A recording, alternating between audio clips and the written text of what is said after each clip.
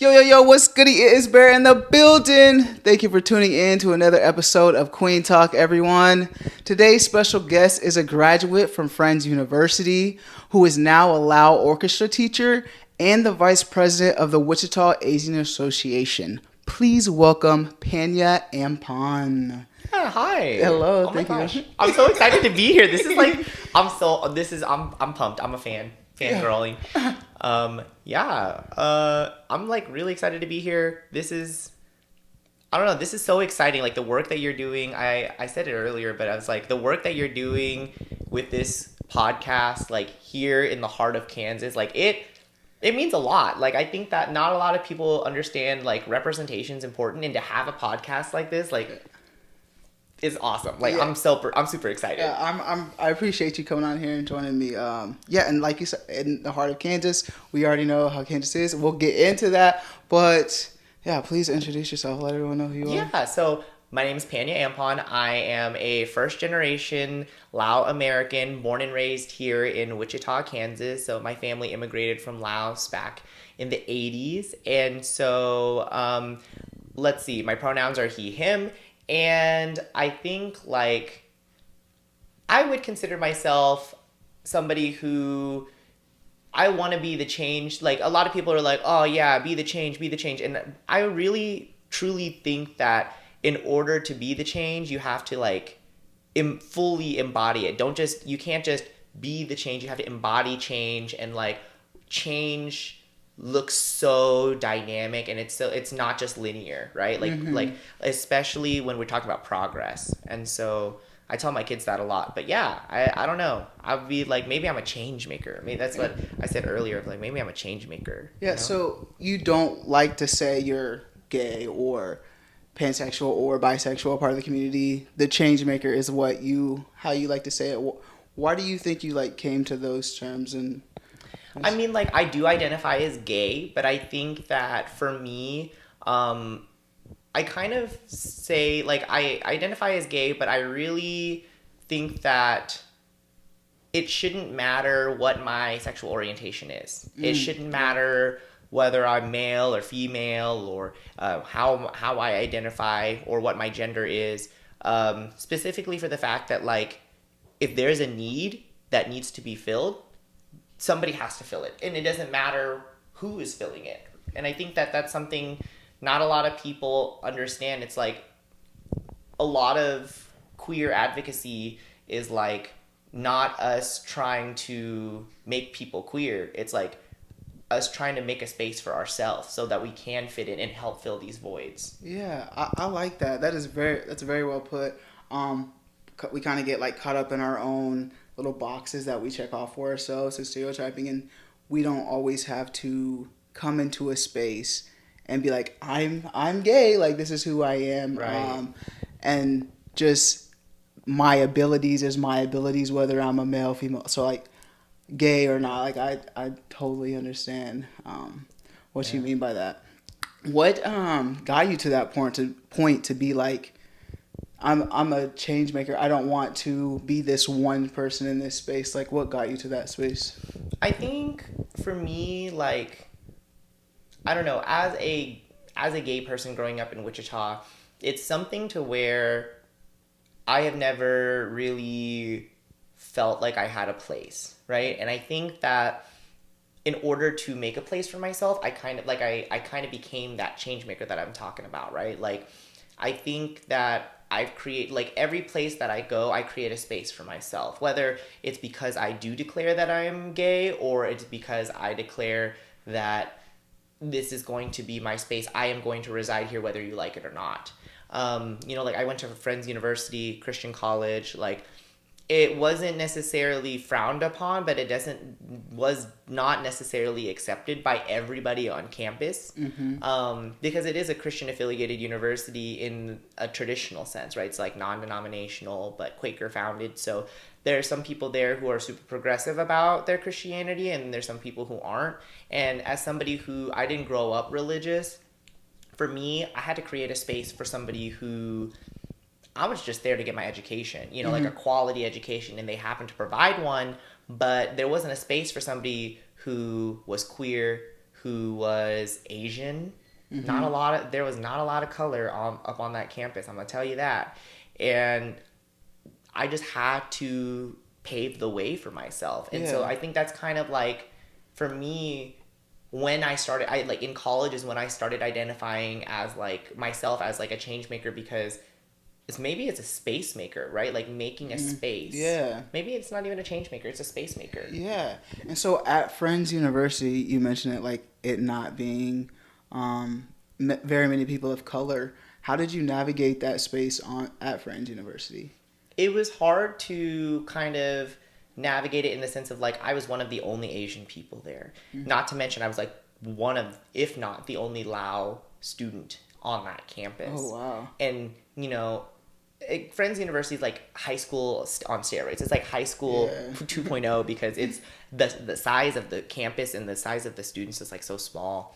And so for me, navigating that space looked a little different. I didn't want to be like labeled as like the token Asian or like the token gay, because oftentimes I was the token Asian or the token gay in whatever group I was in or where I was at. So navigating that space, I had to really like stand my ground in the sense of like, no, that comment was kind of racist, or like, oh no, that comment was kind of offensive. Like, just because I'm your gay friend doesn't mean you get to make gay comments, or like just because I'm your Asian friend doesn't mean you get to hawk off in an Asian accent or like whatever the heck you think you're doing, so I don't know. Navigating that space took a lot of, and a lot of my friends were very supportive, right? Like a lot of my friends, once they understood the boundaries, like they were like, oh yeah, like got you, like I'm not gonna do that in front of you again.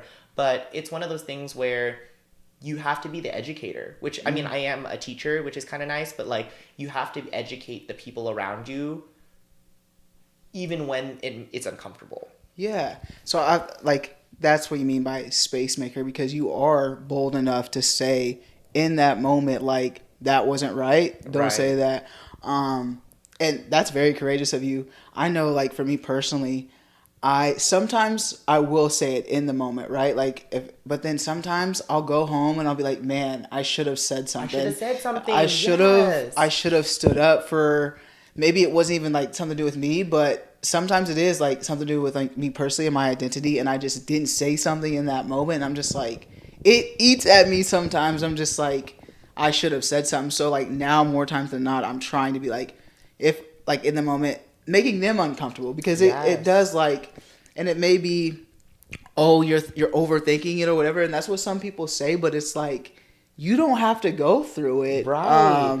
So you don't have to sit with it and understand, like, if I don't say something, I'm gonna feel away, so I might as well say something, so maybe the next time you don't repeat yourself. So I like that, being a space maker, and whatever space you go into, they know, like, you're not going to say certain types of things. So, right. Yeah. And I think that, like, a lot of us, especially as queer people of color, like, for me, I am afraid of confrontation a lot of times, right? And I hate to say that it's a colored people, like, I'm not colored in the sense like I'm black, but I am somebody who has a little bit more melanin in them. And I will say, like, I think that our parents raised us in a way that was kind of like, do what I say, right? And I don't know if that's true in all, and like, I find that as a common theme between my friends of color, right? Like, I see, like, oh, like, my parents were super strict, like, they had, like, it was my way or the highway, and very authoritarian kind of with their parenting style. And my parents are a lot more lax than like a traditional Asian parents, quote in quotations. But I think that it causes us to be afraid of confrontation because we don't want to start conflict, right? And so as a queer person of color, being comfortable with speaking up and speaking out is so hard. And it's something that I didn't learn until way later in life, because like you said, like, there'll be instances where, even still, where I go and I'm like, shit, I should have said something. I should have stopped the discrimination, or I should have jumped in there and been that person. But it's so hard to be that. Yeah, it is, especially when it happens a lot. Like, and it could just be like little things too. Like, it doesn't even have to be like a big thing, but one thing in particular that brings it to mind is just like when someone's telling a story and they bring race into the story when race doesn't need to be brought into the Yes. story. And I'm just like, and that's what I'm thinking. Like, okay, but if I say, why does the race matter? It's awkward. Yeah. It's awkward. So it's just like that's the first thing that came to mind. But I think that's just one of the little situations that happens when stories are being told or people are talking, and you just don't want to be the person that's just like, that shouldn't be said because it's not needed, and that's hard for that's hard for people on both sides. Like, it's hard for people who, like, they're trying to be advocates for the queer color community, and then they're advocates to a fault sometimes. Like, they're allies, but then they're like, oh yeah, I'm gonna make everything about race, or I'm gonna make everything about that. And sometimes it's like, we don't need that attention. Yeah. Like, it's kind of like the opposite. It's like they advocate and they push so hard to make sure everybody feels included and welcome, but in doing that, they've actually excluded us as a community, which is kind of perplexing in a way, because it's like a paradox, but at the same time, where is that threshold? Yeah. Right? Yeah. And you mentioned like your excuse me, you mentioned your family and they're more lax. What was your upbringing like? Oh, well, see, that's really interesting. My upbringing was multi-generational household. So, like, my mom's parents lived with us, and then my parents, and then my siblings and I. Okay. And then, oftentimes, like, earlier in my childhood, because my mom is the oldest of her siblings, you know, my aunts and uncles would live with us and their kids or whatever it was. And my grandma, she retired early, and she raised us, like, she was the stay-at-home mom because we had a multi-generational household. And so then everybody besides my grandma went to work. And so it was really interesting. Like, she used to work, and then, like, once more grandkids were born, she was like, yo, I'm gonna retire and I'm gonna take care of everybody. And it's not like that in every home, so we're very fortunate that my grandma took that upon herself, which obviously is staying home is, like, hard. Like, you know, being a stay-at-home anybody is hard. But yeah, growing up was very interesting because my family, like I said, was not super religious, but a lot of, like, Laotian traditions stem from Buddhism. And so we would still, like, go to temple, whatever. But then, like, I also had a little bit of dabbling in, like, the Catholic Church because my uncle's wife happens to be Catholic. And so her kids go to Catholic school. And so, like, a little bit of dabbling in that. And so growing up is just kind of like a hodgepodge of religion, no religion, and then also having a very traditional Asian life because my family immigrated, but, like, when my mom immigrated, she got put into, like, the second grade, so she basically grew up in America. Okay. But, like, I mean, she grew up in Laos, but then she, you know, moved over and kind of, like, grew up here in America, so she speaks fluent Lao, but she also speaks fluent English, and she got a college degree and all that stuff. So I'm very fortunate in the sense of, like, my parents grew up in America and had the opportunity to have an education. And so, like, my first language is technically English. Okay. Right? I do speak a little bit of Lao, but it's one of those things where it's one of those things where I'm very fortunate, but also, like, it frames my lens of the world in a very unique way because I have one foot in the door of, like, a traditional Asian household, but then one foot in the door into a very American household because there's multiple generations in my house, and so it's interesting. And do you have a lot of siblings or? So I'm the oldest of four. Okay. So I have three younger siblings, two brothers and one half sister. Okay. And where did you, like, go to school at when you grew up here? So I went to Seltzer Elementary. Technically, I started in the Catholic diocese. I went to preschool at St. Thomas Aquinas, and then Catholic diocese, and then moved over to public school. I went to Seltzer Elementary, Robinson Middle School for the pre-IB program, and then I went to Southeast High School. And then I stayed in town and went to Friends I went to Newman and then Friends for my undergrad. Okay. When did you become a part of the queer community? Like, when did you open up about that? That's oh man, this is going on the internet. But no, so I knew I think it came to my cognition that I was gay in middle school for sure. Like, Okay. It was like 7th grade, I was starting to look at boys a little different, you know, even though like I masqueraded, I had a girlfriend, like whatever, right?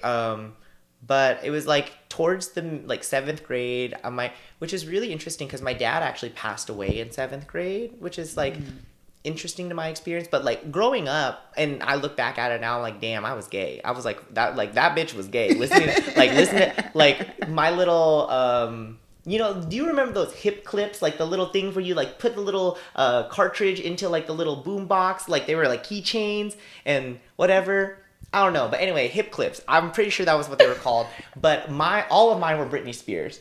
Okay. All of them were Britney Spears. I was like, damn, if I didn't know like all of the CDs that I owned were like Shania Twain and freaking Britney and Christina and like I'm like, damn, how did I not know I was gay? How did they not be like, that bitch is gay right there? But like my uncles used to make fun of me. Like they'd be like, oh, katoy noi, like a little gay, and Lao. And I'd be like, no, I'm not gay, even though my ass is running around in heels, right? I'm not gay, like wrist flicking, whatever. And so, you know, I denied it for a long time. And then I got in 7th grade and my friends were like, oh, you're thinking about boys, you're gay. I didn't know what it was called, right? In English. Okay. I didn't know what it was called in English. I just thought gay was a derogatory term because people would be like, oh, that's gay. Right, you know, like, yeah. I'm like, oh, no, I'm not gay. But then I like really came to terms with like, oh, no, like gay is like not a bad thing. It's a sexual orientation. And I just happen to be gay. But my parents, my mom specifically, she when she immigrated, they immigrated over with the church. And so my mom actually, when she was young, she was baptized. And like the church, she grew up in Garden City. And so like the church van would like pick them up and like take them to church every Sunday and like whatever, even though because my grandparents were working. And so the church van would take them to work or church and take care of them and whatever. My mom got baptized and all this stuff. And so when I first started expressing that I was outwardly gay, my mom was like, God. In 7th grade? Oh, like kind of like in early high school. Okay. Yeah, so like end of 8th grade, Okay. beginning of whatever, my mom was like, God made man and woman to be together. Your dad would be rolling in his grave if he found out. And because my dad had passed away from leukemia. And so she was like, yeah, your dad would be rolling in his grave and stuff. But my mom remarried my freshman year of high school. So things kind of like shifted in that dynamic. But I love my mom. She's very, very supportive. But initially she was like, hell no, like you're not going to be gay, not my son. What did that do for your guys' relationship in that moment? I'm not going to lie, it didn't help our relationship. I don't think it like necessarily hindered it, but it was we just didn't talk about it. Like, don't ask, don't tell. Okay, but you still were interested in boys and like, were you like sure. dating boys and stuff too at the time? I kind of, because my mom was not approving of it, I didn't want to get kicked out of my house. And so I didn't say I suppressed it. I just didn't outwardly come out to any adult figures in my life, like teachers or whatever. I didn't come out to anybody until my senior year of high school. Okay. And it was like then my friends all knew, whatever, like everybody knew I was gay. But also in high school, I really tried to push it down. So like I overcommitted myself and did a bunch of work so that I would not have to think about my sexuality. Like it sounds terrible, but I repressed it a lot. Not saying that I was repressing being gay, but I repressed talking about being gay all through high school. Like people would be like, "You're gay." I'm like, "No, I'm just a little fruity." Like, you know, like I wouldn't talk about it, and like, but we all knew. Like, if there was no hiding it, I was fucking fabulous. So there was no, I don't know. I repressed it. Yeah, when you were in that moment of, you said like you were just like over doing things in like high school, what do you mean by that? Like, I was involved in so much. Like I did choir, orchestra, swim team, like whatever. Like I did so much competitions, honor societies, like K-pop club. Like there's just like all these different extracurricular activities that I would just like throw myself into, and I'd be overcommitted, and it was just kind of wild. Yeah. Did your grandparents say anything to you?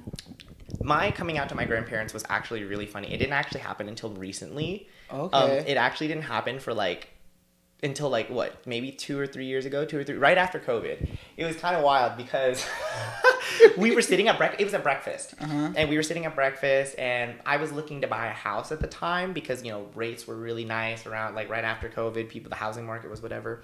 And so, we're looking around for a house, and my grandpa and my mom, they're, like, all up in my house shopping business because they know properties, and I was new to the game. So they'd gone house shopping with me, and everything that I liked, my mom and my grandpa hated. They were like, no, that's bad. No, that's bad. No, you don't need this. No, you don't need that. Oh, no, that's no good. No good. Like, they just say no good a lot. I'm like, damn. Like, I like that house, And so I would be like, I was complaining to my grandma. I was like, oh, grandma, I just want this house. I just want to buy a house. I just want to move out. Like, and my grandma was like, oh, when you find a wife and she was like, oh, you can find a wife and you're going to move in with her, or like, you guys can live with us for a little while until you save up money and you guys get married, you save up money, and then you guys can build your own house. And my mom looks her dead in the eye. She looks her dead in the eye. She goes, Mom, he's not gonna marry a woman. He's gay. And my grandma goes, huh? Like, she was like, she like looked at my mom. She was like, and my grandpa's like sitting in the corner, like laughing. Like, and I've never explicitly come out to my grandpa, but I ain't shy about like maybe bringing a boy over and like, cuddling and watching a movie. I'm not shy about it. Ain't nobody hiding it, you know? And I was living with them at the time, and my grandpa goes, Panya, it's okay. Whatever, as long as you're happy, I don't really care. Like, I don't care if you marry a man, marry a woman. My grandparents were so supportive. My grandma just didn't know. Like, she did not connect the dots. Yeah. But my grandpa was like, oh, I don't care. Like, gay people, like, apparently, and I did not know this, in, like, Laos or in Thailand or whatever, gay people they're still looked down upon in a way, but they work. My grandpa said that gay people work harder because they have something to prove to their parents. So like when you're gay in Laos or in Thailand, like more times than not, those people are the rich ones or they're more successful ones because they have worked so hard to get their parents' approval. And a lot of Asian people equate money to success because they equate money to stability. And so, like all these billionaires, millionaires, whatever, in Thailand and Laos, they are gay because they've worked so hard to like prove it. And so my grandpa was like, I don't care if you're gay or whatever. As long as you're happy, that's all that matters to me. Yeah. And my grandma, she didn't talk about it for a hot second, but she, she's met my boyfriend. She loves my boyfriend. Okay. And like, they're very supportive. Like my grandparents are very, very supportive. And like I said, my mom came around, but thanks to my stepdad. My stepdad was the one who, like, when I came out to him, he was very like, like at first, I don't know how, because he's Korean. My stepdad's Korean, so he was very much like kind of Christian growing up because a lot of Koreans tend to be Christian. I don't know how that all worked out. I don't know the history of that. But he grew up kind of Christian. And so he was like, oh, like, you're my son. And I call my stepdad my dad. So I was telling my dad was like, you're my son. I have to love you no matter what. Mm-hmm. And so even he didn't necessarily say that he accepted it, but he said, I have to love you no matter what. And I kind of knew. And my dad's my biggest cheerleader. Like my dad is my biggest cheerleader, and he supports me, he supports my partner and I, and he's the one that brought my mom around. Nice, that's good. Now you're a part of the Wichita Asian Association, and I just want to give everyone to let everyone know what that is first. It is a nonprofit organization that provides education and understanding of the Asian culture, fosters cooperation among the area of Asian groups, and assist its members to become contributing, respected members of the community. That's your guys' about me. That's our about, man. Actually hearing that, I'm like, damn, we do all that? I was like, I mean, sometimes I don't feel like, I know we do, but like, I'm like, damn, we do all that? How do you feel like so you're the vice president of that. Yeah. How do you feel like you've had to navigate differently in that space, or do you feel like that organization, the members of that, like, they accept you for who you are too? I have not faced any discrimination for being queer in that space, and I'm very thankful for that. Nice. I think had this been maybe a few years back in this organization, maybe, I'm not saying that anybody in there is bigoted or biased, like don't get it twisted, but I think times have just changed, Mm-hmm. right? And especially here in Wichita specifically, I have found, and I don't know if you find this, but like Wichita has changed a little bit. It's a little bit more progressive than it used to be. It's not a lot more. It's still conservative. It's like very moderate, but the climate is very moderate. But I think that like that space specifically has been very welcoming of all people from all walks of life, because Asians specifically, there are so many ethnicities encompassed in the word Asian that when we check that box on the like those demographic forms or whatever, there's only a spot for Asian. There's not any sub demographics for Cantonese, Chinese, Taiwanese. Like there's so many ethnicities of Asian people. And so there's already so many minorities within just that Wichita Asian Association space that being a minority as a queer person, I don't think was ever an issue, because all minorities are there to be represented and to be heard. And so I think that's really interesting. And then as the vice president, it's basically the vice president in our organization serves as the president elect. So like I will be the president in 2 years. Okay. And so I think for me, one of my biggest goals when I become president is to create a space. Like again, being that space maker, create a space for queer Asians to gather and feel and be heard and be seen. So I want to use the Wichita Asian Association as not as a stepping stone, but as a organization, like kind of a jumping off point to start that conversation here in Wichita. Yeah. Do you feel like you see many Asians that are queer in Wichita? There's more than like I said, there's so many more queer people, and you know this. Like you can throw a penny down the street and hit a queer person. Right, yeah. And the spectrum of queerness is so broad.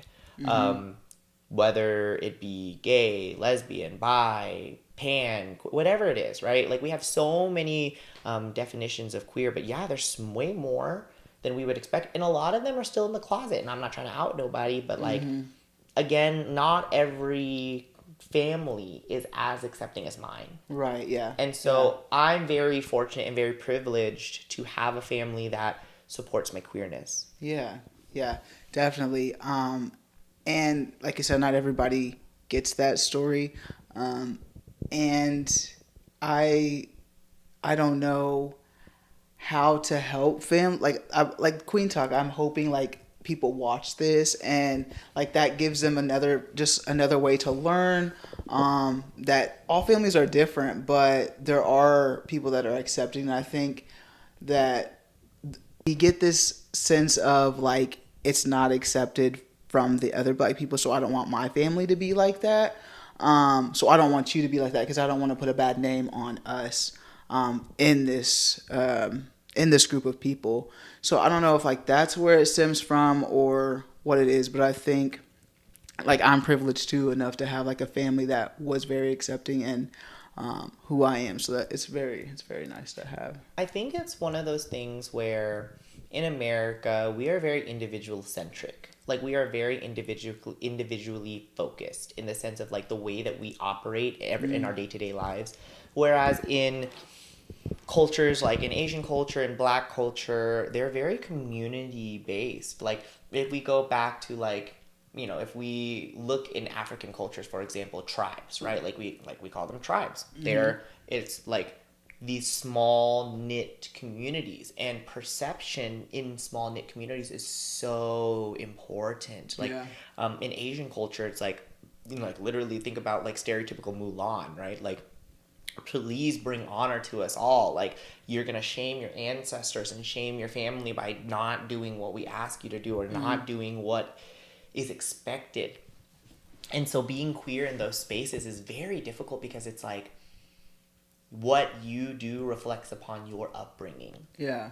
And nobody wants to feel like they failed. Yeah. And so parents, when they raise somebody queer and they aren't in the mindset of like this is okay, like they feel like they failed. Right? And we see that often even in non-colored spaces. Like we feel like a lot of parents who raise queer kids, they're like, I feel like a failure. I didn't raise my kid. What did I do wrong for my kid to come out queer? Yeah. You know? But especially in colored communities, it's so difficult because it's like, you didn't do anything wrong, Mom. It's like, you didn't do anything wrong that I came out queer. I just happened to be born this way. Yeah. And so it's kind of crazy. It's just, man, you bring up something. You bring up some good stuff. Like, I'm like, now it's got my brain thinking. Yeah. Now you mentioned you have siblings. Were they like okay with it? Yeah, my siblings are so chill. Like, shout out to them. I love those people, man. Like, my two brothers. Oh, my one of my brothers is a truck driver, and he's just like, he's the funniest dude. He'd be like, bro, I don't give a rat's ass if you're gay. Don't like just treat people well. I'm like, yo, like, that's the motto. Yeah. I don't care what you identify as. Paper bag, frying pan. I don't give a shit. Like, how you identify. But if you're a piece of shit human, I'm gonna treat you like a piece of shit human. But if you are a good human, like, that's all that matters. Yeah. I mean, I'm not gonna treat anybody like a piece of shit. But I am saying, like I'm not gonna treat nobody like that. But I am gonna say, like, I want to be treated well, and I plan on treating you with the same courtesy. It doesn't matter how you identify. Yeah, treat people how you want to be treated. But yeah, my siblings are so chill. Like, even my little sister, my sister's like 12, 13. Oh. She's 13 now. Oh my gosh, she's 13. She's so old. But she's 13, and she's just like, okay, whatever. Like, she doesn't know. I've been dating boys basically since she was born, so she's like, okay, that's just the norm. But yeah, my brothers my brothers both have girlfriends. They're chill. Like, good. Like, it's a norm. Like, that's hopefully, like, that's eventually, like, where we can get. It's just like, it's just normal for it to happen. It's not like this big ordeal. Yes. And having to hide yourself because you are. And do you feel like there's spaces in Wichita that you have to hide who you are, or? I think 160%. I hate to say that. Yeah. I really do.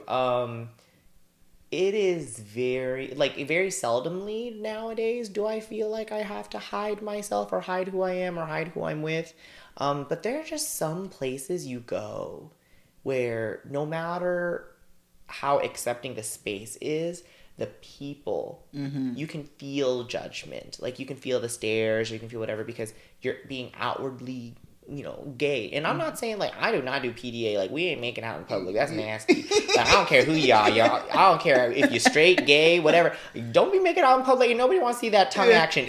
Like, that's nasty. But, like, I'm saying, like, there are definitely places where I will go and I will be like, I'm going to hold your hand. I'm going to feel comfortable in the space of holding your hand. But I'm going to feel so uncomfortable this entire time because people would just be staring the freak out of me. Like, don't look at me. Like, I'm just trying to enjoy my time with my boyfriend. Yes, we're at a baseball game, but, like, I'm here, Yeah. I get what you mean. I totally understand what you're saying. Do you feel like, now you work for the school district, so you're the director of orchestras, and didn't you start a mariachi band? I did start a mariachi band this year. That's so awesome. Yeah. That's awesome. I love it. Now, I won't give the school out, but you help the students learn about themselves through music. Yeah. My philosophy is I want to empower students to learn about themselves and others, learn about themselves and respect themselves and others through the study of music. Because my thing is, like, I teach music, sure, but I don't I guess my full thing is I don't teach music. I teach kids through music. Like, I use music as my tool to help raise children. Nice. And with that, are you open to your kids? Like, I know kids, they're mean. So, like you said, like, they use gay as derogatory all the time.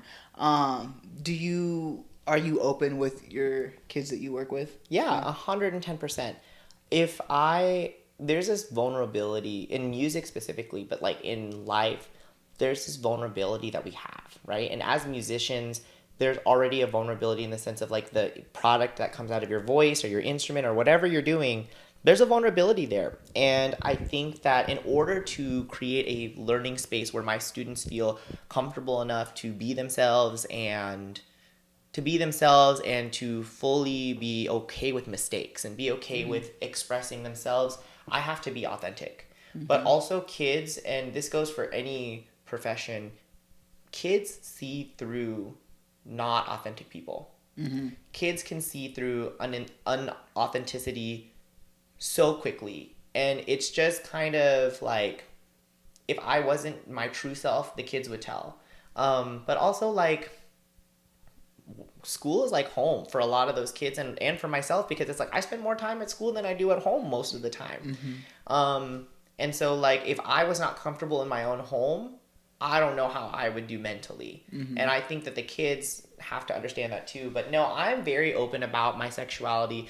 Now, I'm not, well, sometimes I'd be out there and I'm like, I'm gay. Like, I'm not going to, like, whatever problems you have, I'm too gay for that. Like, I'll be trying to line up some chairs and I'm like, I'm too gay to be lining these chairs up straight. Y'all gotta fix this for me because I can't be doing it. You know, like, and the kids, you know, I joke about it all the time, but it's one of those things where I don't bring it up in the sense of, like, I'm trying to convert your child. Like, I'm not trying to preach the gay at them, but I'm not going to hide who I am while I'm teaching your child.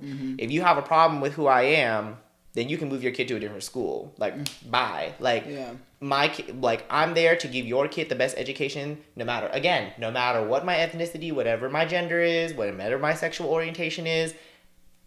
I'm gonna be me, and you can figure it the fuck out. Yeah. Do you see that representation at being in the district for yourself? I think that it's gotten a lot better. You know, I think I'm the only Asian teacher at my building. I'm the only Asian teacher at my building. I'm not the only teacher of color. Like, yeah, I'm not the only teacher of color. It's very seldom, though. There's not a lot of us. I think I can count the amount of colored teachers on my hand in my building. And then, but we are a very fruity, or my building is very kind of fruity. And so we do have queer educators in my building. And like we said, representation is important, but I think the district does have a program, like a DEI kind of like, but like specifically geared towards LGBTQIA plus whatever community in the district. So there is a space for us. I just think that it's underutilized. I think the conversation is not existent, and I think that the space is underutilized for sure. Do you feel comfortable with obviously being yourself at your school specifically? I have no problems being who I am at the school. And like I said, if anybody has a problem, girl, go enroll somewhere else. Like, Have you ran into any problem? Nah, nobody. I think that the people who, because their kids, and I'm not trying to say that I'm like the bee's knees, but their kids love me. Like, I don't have a lot of kids that dislike me, and the ones that do really dislike me, but the kids that stick around with me, they love me. And I'm not trying to be like, you know, toot my own horn or anything, but when parents see that and they're like, my class is the class they talk about at home, it's really hard for them to be like, we're going to take you away from that teacher because he's gay. It's just, it don't make any sense if my class is what brings them joy. Yeah, for sure. That's good to hear, because you are open with it, and it's needed. Like, that representation. You have students who are looking up to you, that may not be telling you, but see you, and maybe they'll have the courage to, like, be open about themselves later on in life. With representation, when was the first time that you seen representation of the community? In schools or in general? In general, in life. Like, you're like, oh, this person is gay. I didn't know. Like you said, you didn't know what the word gay was in English. So you found that out when you were younger. But, like, seeing a person who is a part of the community, and you're like, oh, this is what this is. So I don't know if you had this awakening, but I definitely had a YouTube awakening, like one of those where you would go late at night and be searching up on YouTube, like, how do you know if you're gay? What is? I don't know if you did that. I did it. I did not. Oh my God, I did. I don't know if anybody else relates to that. But when I was younger, I would be on YouTube like late at night, like when nobody was looking, you know, like on YouTube on the computer, like, how do you know if you're gay? how do you come out like on YouTube? And there's these like YouTubers that are like out there like, you know, telling their story, they're coming out stories, whatever it is. And like there's this YouTuber named Connor Franta, and I still watch his stuff, but like he was the first YouTuber who I was like, damn, like you're gay and you're pretty freaking awesome. And like and he talked about his like story coming out and like how he comes out, and like all these YouTubers have these like coming out stories on YouTube, and I was just like subscribed to their channels and like watch it and stuff. And so, you know, I just like, I think that's kind of where for me I like first saw representation, because the mainstream media was not pushing queer content at the time, right? Like it was very seldom that you saw a queer couple on TV or whatever. Even in real life, I didn't see queer people until I got to high school. Like, I mean, there were queer people. Southeast, huh? There were queer people in my middle school, but like they're just like me. They're just trying to figure it out. Like, ain't nobody know. But and then you get into high school and you're like, oh, like that dude's queer. That dude's queer. Oh, they're dating this dude and dating that dude, and that girl's dating that girl. And they're changing their gender and like all this stuff. And I'm just like, my world opened up. Yeah. So I didn't see representation until I got to high school, but in mainstream media, I was looking it up secretly on YouTube. No, yeah, I don't know why I never went to YouTube to look, but I had a guest on here a few weeks ago that said the same thing. Like YouTube is where they went to search for that, but no, I never did. But that is good. Like that resource is out there. Yeah. For you to get. Now, going more specifically, when was the representation that you've seen of an Asian queer person that's Asian? Ooh. Oh man, queer Asian people. I'm trying to think of my first instance of seeing a queer Asian person.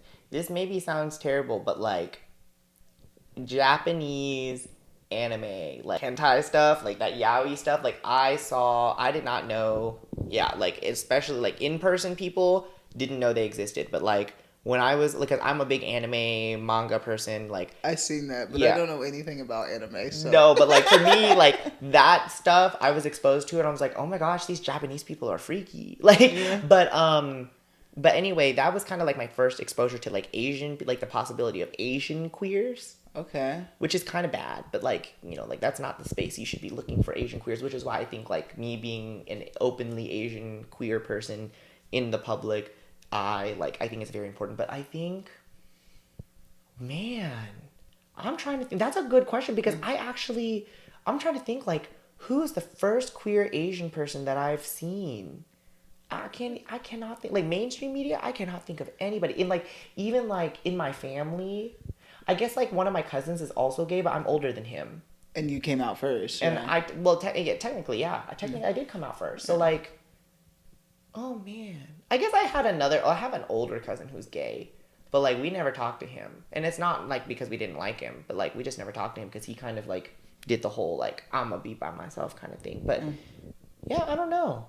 That's kind of sad. I don't actually know when my first mainstream queer Asian exposure would have been. Do you have that now? Like, is it out there now? Like, I personally can't think of a mainstream one off the top of my head at this moment right now. But do you? I think like, okay, like there's a drag queen named Plastic Tiara, like. They're pretty popular. Who else is queer? Oh, there's a bunch of comedians that are queer and Asian. Like, they're super cool. But that's really it. Man, we gotta step up our game. These Asian people. We got all these queer black people, queer Hispanic people out there doing the thing. Where are queer Asian people out here, like, representing? We need some more queer Asian people. One sitting right here on my couch. Hey, you know, but it's true. Like, where's the representation? Yeah. And that's why, like, I asked that specific question, because although, like, you see other queer people of color, yeah, that's good to see, but, like, it's different when you see someone who can identify like fully like you know what I mean? Yes. So to get that 100% representation. So that's why I asked that specific question. Actually, oh my gosh. I just thought about this. Back when I was really young, my grandparents would watch Thai dramas, like Thai dramas from Thailand. They like, there used to be the shop in town that like VHS recorded them from Thailand and like would sell the VHS tapes, or like you could rent them. It was wild. Anyway, but on those videos, like they would have like trans like actors, like guys that are like male to female trans people on those tapes. And again, like queerness looks a little different in Thailand and in Laos, but like I guess that would be my first exposure, is like when I was really young. Thai dramas they didn't necessarily have gay people, but like when I said that word earlier, katay is like gay, right? But like they use that like as a blanket term, like katay is like trans, whatever. But yeah, I guess trans people just doing all the trend setting here. But trans Thai women in those Thai dramas, the first experience I would have had seeing a queer person on TV that was Asian. Nice. Was it in a good representation? Yeah. Too, They were always funny. They were always like funny. They were always like the comedic relief or like whatever. And again, maybe that's bad because they were the comedic relief, right? Like they needed like. Trans people can do serious roles. Right, yeah. You know, or like queer people can do serious roles. But I don't know. Yeah. It was always good. Like I never thought of them as bad. Now you said you're like in a relationship now. Yeah. Is it like fresh in a relationship, or? We've been in a relationship for almost 2 years now. So we started dating in April a couple years ago, but we made it official in like July. So July will be 2 years. Cool. Now is this a person of color, or? This is a Caucasian male. He is 6'4", Caucasian male. But I mean, I don't know. I kind of fall into that stereotype of, if I was a woman, I'd be that Asian girl dating that tall white boy. And that's terrible. That's a terrible stereotype to fill.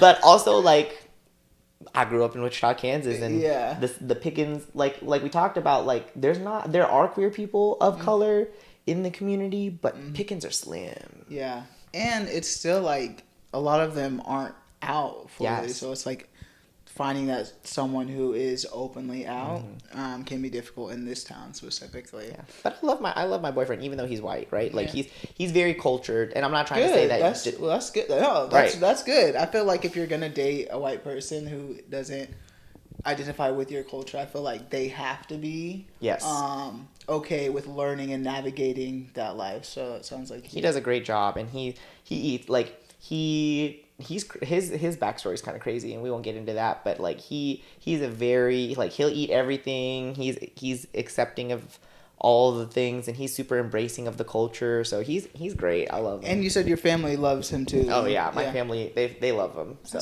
that's good. So you're in your home dynamic. You are able to now be your full authentic self. Mm-hmm. And how has that like helped you navigating this? And I ask that because for some people who haven't accepted their family member, friend, whoever it may be, like what did them accepting you do for you? My family being accepting of me was so liberating, in the sense of I didn't have to hide what I was doing, who I was with, who I am to anybody. Mm-hmm. And that was so powerful, because I can now, I can advocate for other queer people, but LGBTQ whatever people, but also like my family supporting me allowed me to not sneak around. Like I felt very deceptive growing up, because I was like hiding a part of who I was. And deception is not like, it's just like trauma. It's not healthy to like hold in. Like you want to release that somewhere, right? And I think that them opening that space for me allowed me to be who I am and be happy. Good. And do you feel like, and is your partner's family like okay with your guys' relationship too? It's so interesting. They're actually, so they are good. But they're like, his parents are both Mormon, right? They're okay with it, and they're California Mormons. They're built different, but no, they are. And It is the sweetest thing. Like his whole family. So he grew up Mormon. I said we weren't going to get into it, but he grew up Mormon. He went on a mission and then he came back and came out. Wow. And and that happens to a lot of Mormon people. But no, his family was they're still active members of the church. My boyfriend is not, but they're still active members of the church. But they still support our relationship. Good. And they support us, and it's his whole family. Some of them are still in the church, some of them are not, but they're all super supportive of our relationship, and they're some of our biggest cheerleaders actually. So, but yeah, no, they are, and I love it. That's awesome. I love that. I love that for you guys. When you said that, I'm like, what? Yeah, Mormon? They're California Mormons. They're built a little different. They're not these Kansas Mormons. You know what I'm saying? Yeah. Nothing against Kansas Mormons, but Yeah, but that's really good. That's awesome. I love that. And I love that you're a space maker, that any space that you go to, you're able to be yourself. So that's good. That's like the ultimate goal, like, right? So for a queer person to just be their authentic selves and not having to hide themselves in certain spaces. So that's awesome that you're able to do that. Being the vice president of the Wichita Asian Association, I feel like you just saying that, you being here and someone seeing that, it's like the culture isn't all like that. Like, how did you even get that spot? Like, what do you have to be like nominated by people, or? Yeah, you get nominated by membership. Like, I was involved with the association. I've been on the board for a couple years before I took this position, and so I was just a board member at large, but just like volunteering with the organization, seeing it around town. Like, that's kind of how I became aware of the association. And then once I served on the board, people were like, oh, like, we want you to be the next president. And so they nominated me, and people voted and said yes. And so here I am. That's awesome. That's awesome. So like, people in that space are aware of your identity, and they're welcoming. So it's good to know, like, for other people to know, like, that's a safe space. Yeah. And you're going to be the president in a couple years, and you're going to create more of a welcoming space for queer people. So that's awesome. I'm excited. I think, like, one of our things is to help members become contributing, or like to help people become contributing members of society, like, in the Asian community and within Wichita. And I think that, like, one of those things, like we talked about representation, like me being in the position that I'm in, I'm very fortunate, because it's like I can educate the younger generation on what it's like to live in this queer existence as an Asian person, but then I can also educate the older generation who, like you said, not everybody is going to be aware. It's not that they don't want to accept their kid, it's that they don't know how. Yeah. So I can be there to maybe help navigate. Yeah, for sure. I just want to thank you for coming on here, joining me on this podcast. Is there any final thoughts that you want to leave the audience with?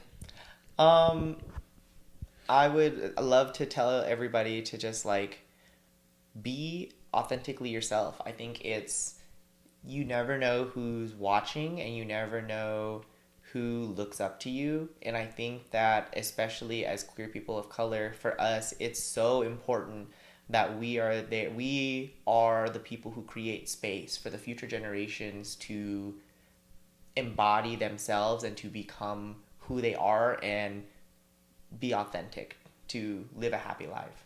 Yeah, that's a good final thought. I appreciate that, and I appreciate you coming on here. Like, the representation that you are bringing this platform is different. So, and it's needed from our conversation. Like, it's not really opening out. So, knowing, like I said earlier, the vice president of the Wichita Asian Association is on here, and who is a part of the community, opening doors, creating doors and spaces for queer people, is awesome. So thank you for joining me here today. Thank you for having me. Yes. Thank you guys for tuning in to another episode of Kueen Talk.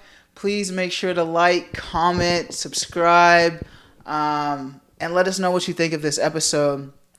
As always, it's been a pleasure. Thank you again, Panya. And remember, as always, you guys, family, friends, strangers, love.